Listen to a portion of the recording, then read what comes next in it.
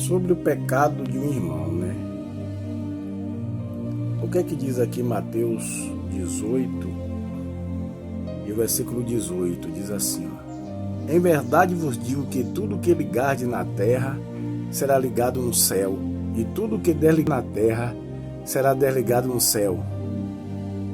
Também vos digo que se dois de vós concordarem na terra acerca de qualquer coisa que pedirem, isso lhe será feito por meu Pai que está nos céus.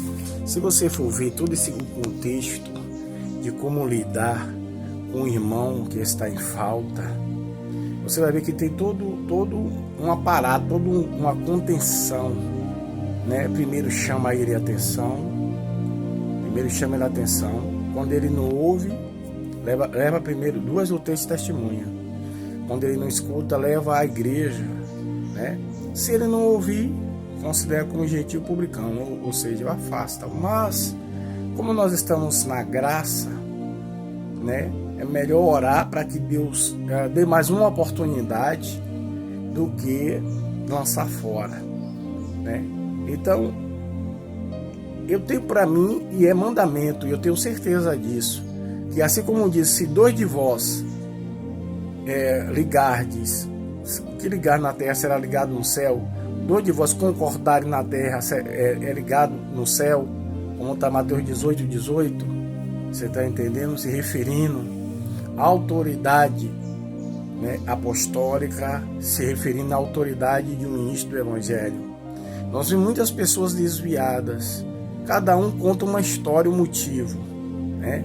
Cada um coloca um motivo quando você pergunta o porquê desviou, né? Olha no defeito de A, B e C, mas a maioria são desviados do Evangelho, são pessoas que se rebelam contra o apóstolo, o ministério apostólico, ou pastoral. Isso é fato. No tempo de Pedro existiam essas pessoas, né? Existem pessoas que nem aprenderam ainda o Evangelho, já quer doutrinar, né? Foi consagrado ou separado por Deus através de um pastor, um apóstolo, e já se acha no direito, né, de usar de autoridade, né?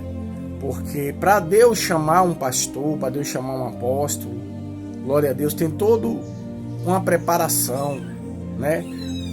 A pessoa tem todo digamos, uma idoneidade. Não é de qualquer forma que Deus separa um homem, né, para a obra. Não é de qualquer maneira. Então a pessoa vai novo convertido, com humildade, cheio de pecados, e aí é perdoado, é fortalecido, e aí começa a seguir lobos.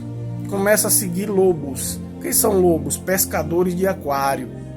Pessoas que, de vez de ir atrás de almas, né, de buscar almas para o reino de Deus, entra nas igrejas para buscar os membros já conquistados pelos pastores, os apóstolos, porque não tem coragem de ir jogar rede lá fora. Aí o que acontece? Começa essa pessoa, as pessoas que aceitaram Jesus, que ainda estão no processo de libertação, ainda nem deixou o mundo direito, ainda está no processo de libertação, a ouvir os lobos, ou seja, começar a achar, ser sábio em si mesmo, aí começa a querer ensinar, começa a querer usar de autoridade, acha que tem maturidade o suficiente e começa a ouvir vozes achando até que é Deus e não é, para se rebelar contra a autoridade apostólica ou a autoridade de um pastor. Isso é muito sério. Muito sério, porque a maioria dos que eu conheço se desviaram e estão muitas vezes desviados dentro da igreja ou assumiram mesmo o mundo de vez. Porque quando você não ouve a voz daquele que tratou de você, que cuidou, que pastoreou, que orou para você estar de pé, né? Se esforçou, quando você deixa de ouvir a voz do apóstolo, do pastor, do ministro do evangelho, achando que é o suficiente, você já está começando a cair. Já caiu no laço do diabo. Então, entre os apóstolos havia essas pessoas.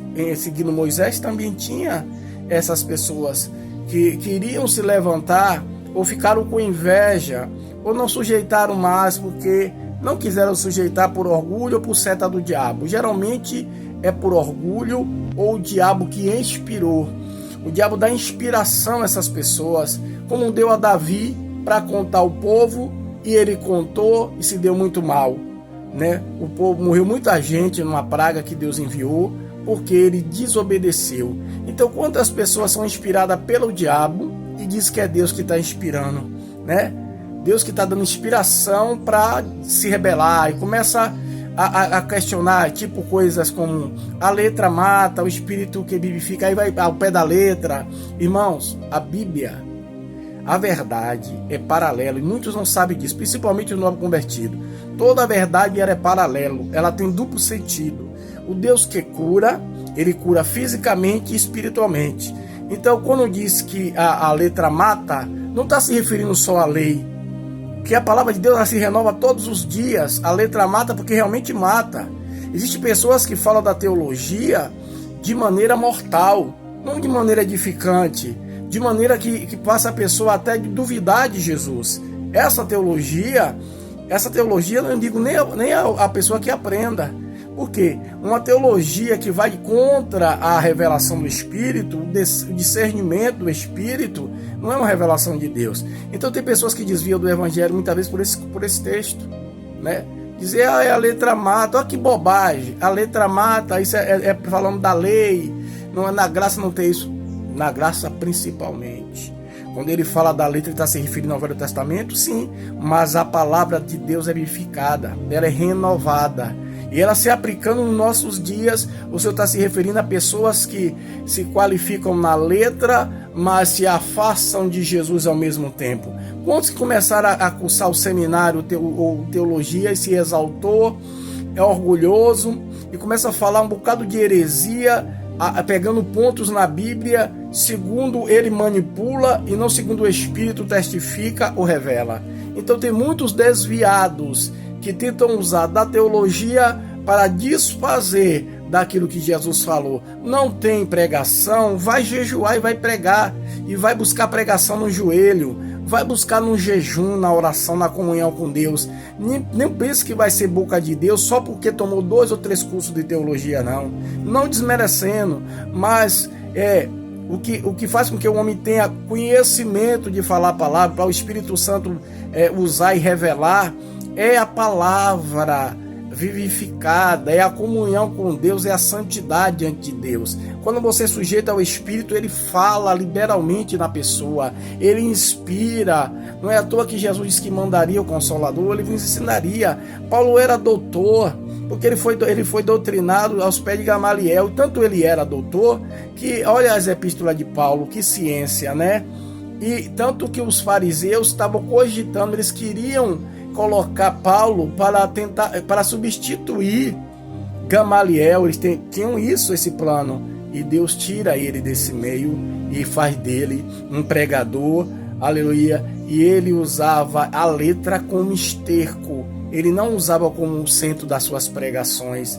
E hoje em dia a gente vê pessoas mortas dentro das congregações, prega muito bonito, mas vazio de intimidade com Deus, vazio de poder de Deus, vazio de unidade com Deus, né?